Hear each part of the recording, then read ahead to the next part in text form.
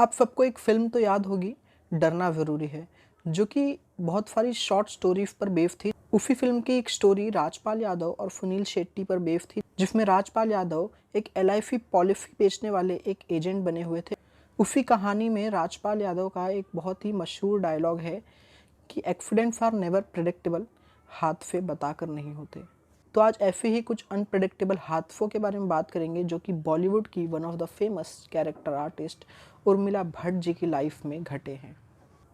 तो हेलो दोस्तों, मेरा नाम है शिवम, आप सबका दोस्त और बॉलीवुड रेट्रो का होस्ट। बात अगर उर्मिला भट्ट जी की हो रही है तो शुरुआत से शुरुआत करते हैं, जानते हैं उर्मिला भट्ट जी की ज़िंदगी के बारे में। तो उर्मिला भट्ट जी का जन्म 1 नवंबर 1934 को उत्तराखंड के देहरादून शहर में हुआ था। बचपन से ही उर्मिला जी का रुझान कला क्षेत्र की तरफ ज़्यादा था, लिहाजा उन्होंने संगीत कला एकेडमी राजकोट ज्वाइन कर ली। उर्मिला भट्ट ने कुछ थिएटर्स भी किए। शुरुआती दौर में उन्होंने गुजराती और राजस्थानी फिल्मों में काम किए और इसके बाद धीरे धीरे हिंदी फिल्मों का सफ़र शुरू हुआ। उर्मिला भट्ट जी की पहली हिंदी फिल्म थी हमराफ, जो कि 1968 में आई थी। उर्मिला भट्ट ने अपने दौर में एक से बढ़कर एक हिट फिल्में दी और एक से बढ़कर एक बड़े सुपरस्टार्स के साथ स्क्रीन भी शेयर किया। लेकिन उनकी ज़िंदगी का अंत इतना दुखद होगा, ये तो शायद खुद कभी उर्मिला भट्ट जी ने भी नहीं सोचा होगा।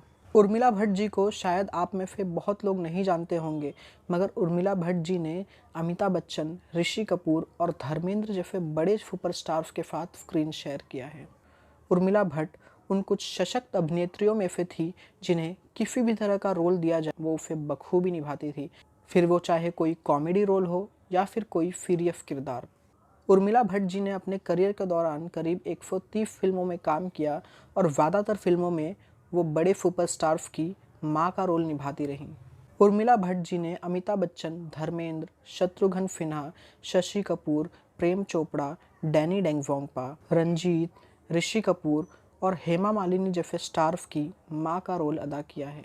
उर्मिला भट्ट जी ने वैसे तो काफ़ी सारी फिल्मों में काम किया, मगर उनकी कुछ प्रसिद्ध फिल्में जैसे कि अखियों के झरोखों से, राम तेरी गंगा मैली, अली बाबा मर्जीना, बालिका वधू, धुंध, गीत गाता चल और निकाह। पर्सनली मैंने भी उर्मिला भट्ट जी की 2 फिल्में देखी हैं, जिनमें से एक अखियों के झरोखों से और दूसरी है निकाह। दोनों में ही उर्मिला भट्ट जी का काम मुझे काफ़ी ज़्यादा पसंद आया। इसके अलावा एक बहुत ही फेमस टीवी सीरियल जिसे आप सब जानते हैं, रामायण में उन्होंने राजा जनक की पत्नी और सीता जी की माँ का रोल अदा किया है। जी हाँ, महारानी सुनैना का रोल।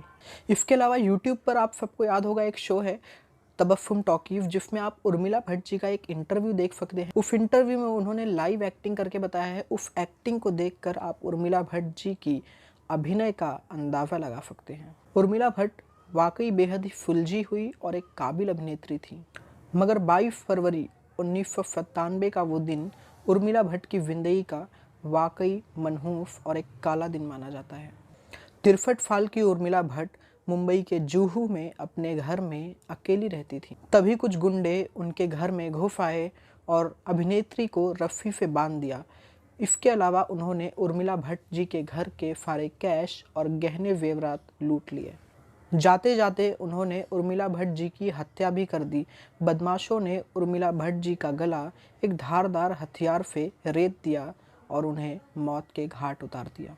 उर्मिला भट्ट जी की इस तरह की आकस्मिक मृत्यु की घटना को सुनकर वाकई लोग दंग रह गए थे।